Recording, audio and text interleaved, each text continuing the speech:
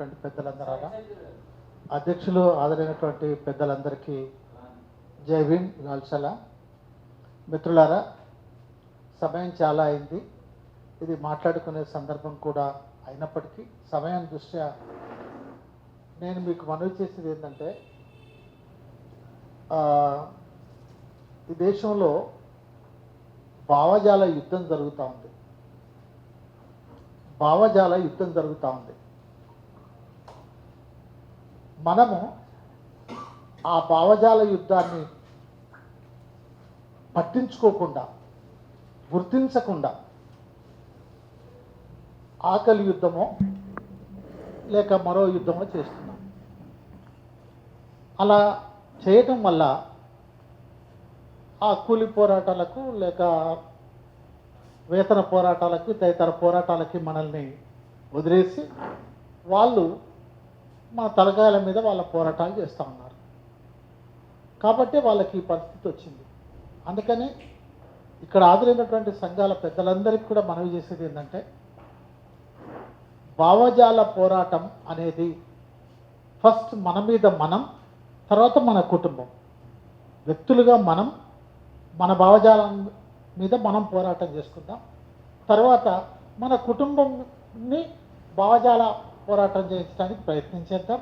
ఆ తర్వాత మన కుటుంబాలని, మన స్నేహితుల్ని, మిత్రుల్ని, పరిచయస్తుల్ని, కామ్రేడ్స్ను, ఇక ఆ విధంగా సమాజాన్ని.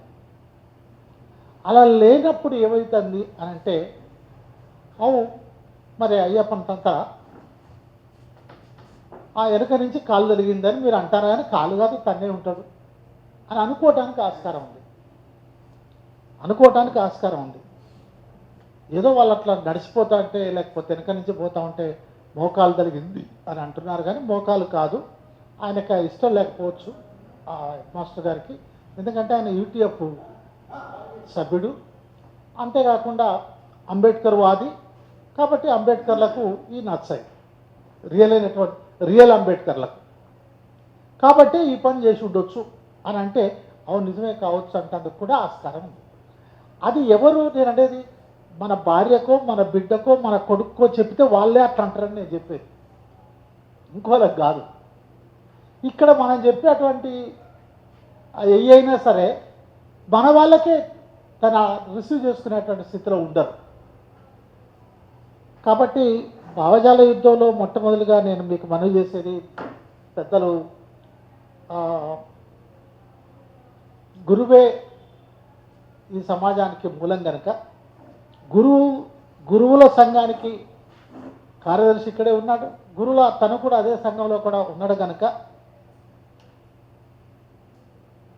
ఉపాధ్యాయుల హక్కులు, సమస్యలు, విధులు, ధర్మాలు, వాటి కోసం పోరాడొద్దు, మాట్లాడొద్దని నేను అంటలే. సాంస్కృతికంగా మీరు ఏం చేస్తున్నారో నాకైతే తెలియదు, ఏం చేయట్లేరని కూడా నేను అంటలే. సాంస్కృతికంగా ప్రతి సంవత్సరంలో మీరు చేసే సాంస్కృతిక ఉద్యమం, సాంస్కృతిక కార్యక్రమం, భావజాల పోరాటం ఏమిటి? ఆ భావజాల పోరాటాన్ని ప్రత్యేకంగా చేయాల్సినటువంటి అవసరం లేదు.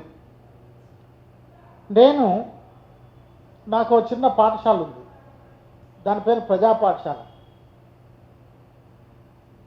మొన్న ఈ ఉపాధ్యాయుల దినోత్సవం ఉంది కదా, ఆ దినోత్సవం రోజు ఆ పాఠశాలకు వెళ్ళి మా టీచర్లందరినీ కూర్చోబెట్టి మాట్లాడినా.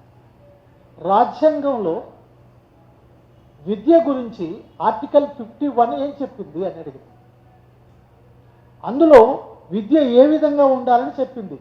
మనం ఏం చెప్తున్నాం? పోనీ మన పాఠ్యాంశానికి భిన్నంగా మనం ఏం చెప్పడానికి వీల్లేదు, కానీ ఆ పాఠ్యాంశాన్ని ఆ రాజ్యాంగానికి అనుగుణంగా చెప్పగలుగుతున్నామా లేదా?